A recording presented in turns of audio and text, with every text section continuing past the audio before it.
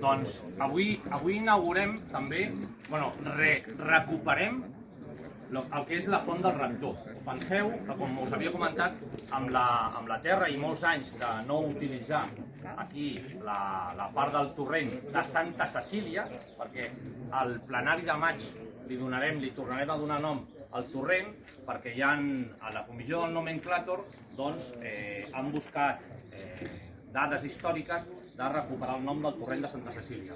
Doncs tot això estava ple de terra, de sauló, i fins i tot la font s'havia fet malmès, però es recuperava, o sigui, encara estava consistent al pou de dins i seguia sortint aigua, com veieu ara.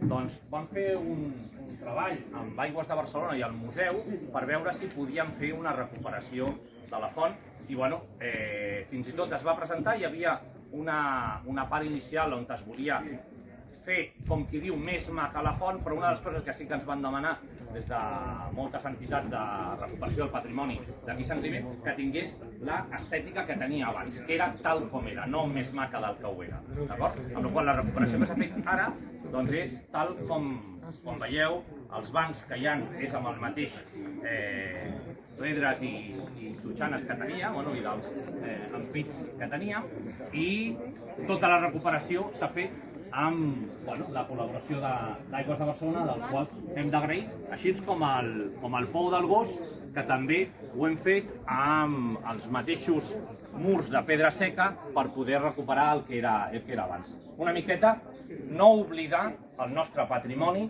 per poder recuperar-lo i posar-lo a l'abast de tothom i al gaudi de tothom.